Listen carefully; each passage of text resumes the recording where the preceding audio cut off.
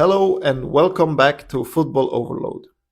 This is the channel where we analyze football games, look at them from a tactical point of view, and see how chances were created or could have been prevented.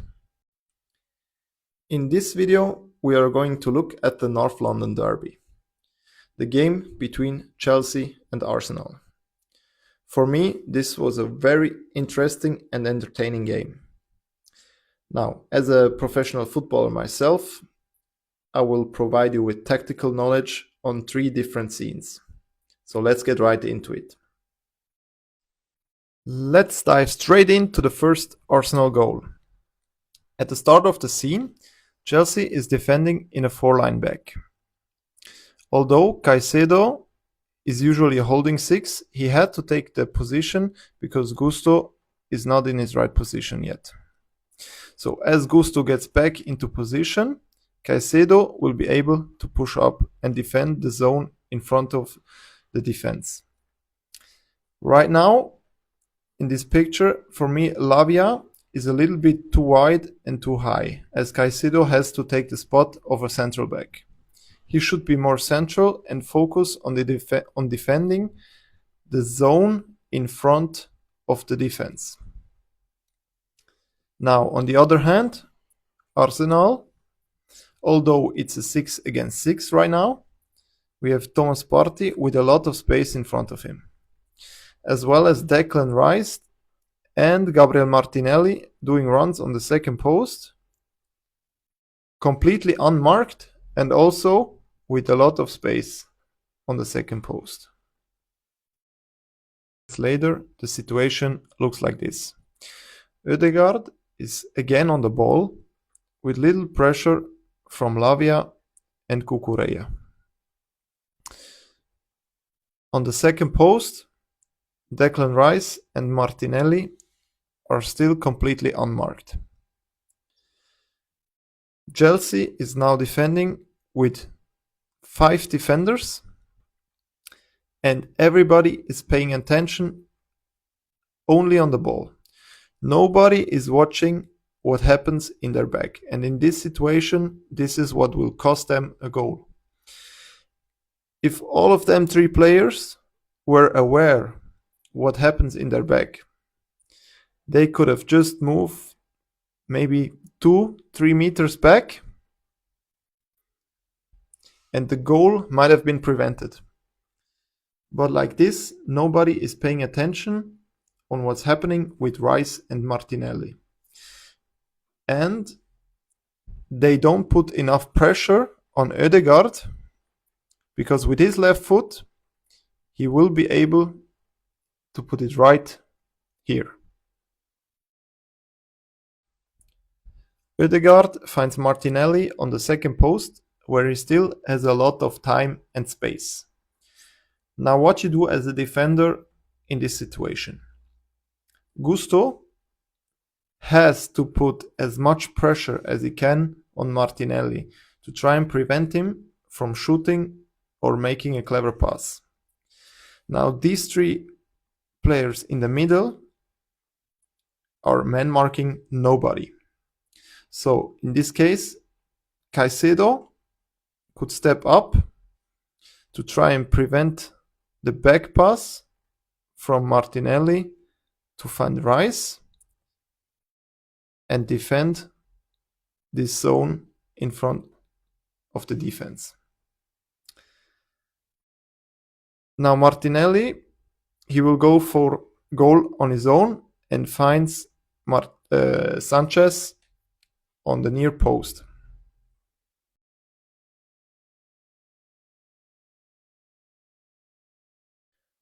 Just 10 minutes after conceding the goal, Chelsea will respond with a goal on their own. At the start of the situation, we can see Arsenal defending in a 6-line back. 2 players are out of the screen right now. And with 4 players in front of their 6-line back. I don't know why they defend like this, but for me, one of the holding midfielders, holding 6s, has to step out and defend the zone between the lines, because this is the most dangerous zone.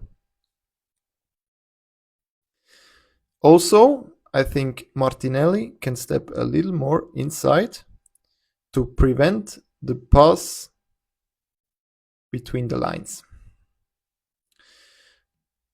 Now, Chelsea is on the ball, and Neto is realizing that there is a lot of space between the lines and starts to make a run in this dangerous zone, while Enzo has absolutely no pressure whatsoever. Neto receives the ball from Fernandes, and with his first touch, he gets right into this dangerous area mentioned just before. Arsenal players are now rushing out of their structure and trying to block the shot.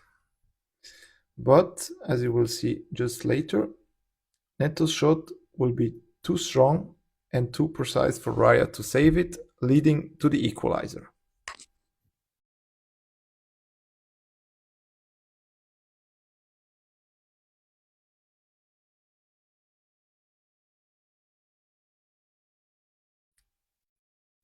The last scene we are going to analyze is actually the very last sequence of the game. Chelsea is still defending with a four-line back, but Caicedo is out of his position to help his teammates on the wing and create a 3-against-3 situation. This can happen, but normally it shouldn't be the case, because what happens now is there is a lot of space in front of the four-line back from Chelsea. And we have Declan Rice in a great positioning right where he should be. In this case, I would like Colwill to come a little bit closer to Fofana and close the gap between him and Fofana. Also, Cucurella can make an effort to be in a little bit better positioning than Havertz. Enzo should put more pressure on Trossard and make sure that the pass in the middle is closed. And also, in the dying seconds of the game, Mudryk, who is not on the pitch for a very long time, can come inside and help his teammates to make sure that Declan Rice, when he gets the ball, is under pressure. Trossard somehow gets the ball to Ødegaard, and Fofana now decides to leave his position to put pressure on Ødegaard. What this creates is a huge space in his back. Trossard, as well as Havertz, are recognizing the situation and attacking the space, knowing that with Ødegaard on the ball, somehow he might be able to put it right into the space and leave them in front of the keeper in a 1-against-1 situation.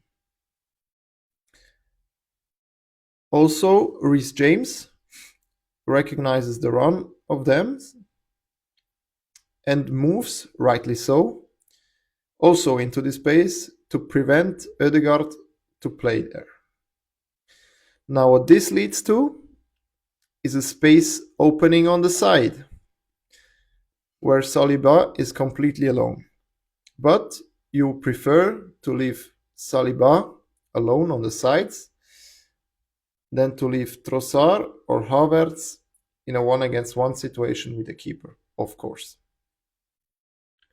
Ødegaard gets the ball to Saliba, who is now completely alone inside the box. He sees that Trossard as well as Havertz are in a better position than their opponents. This means Saliba has only one option, which is to play a flat cross between Sanchez and the defensive line of Chelsea, right into the danger zone, where then Trossard and Havertz are able to attack and put it into the back of the net. Chelsea, on the other hand, are now in a very bad position because you can see Colwill just a meter behind both of them. Fofana and Cucurella are way too far to make any impactful defensive action. So the only player, in my opinion, who can prevent this ball from coming into the danger zone is Reece James with a sliding tackle right here.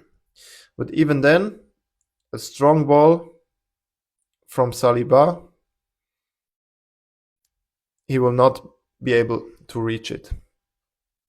Luckily for Chelsea, Saliba was in offside position right before, so the goal wouldn't have counted either way.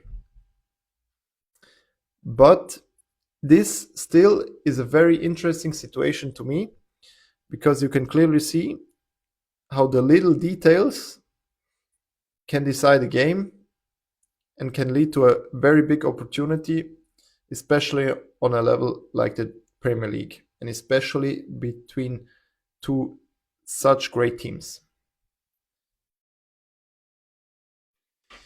That's it for today's video. Thanks for watching. I hope you enjoyed and learned something useful. If you did, don't forget to leave a like. If you have a different opinion on certain scenes, let me know in the comments. I will be happy to discuss with you. Now again, thanks for watching, and I will see you guys in the next video.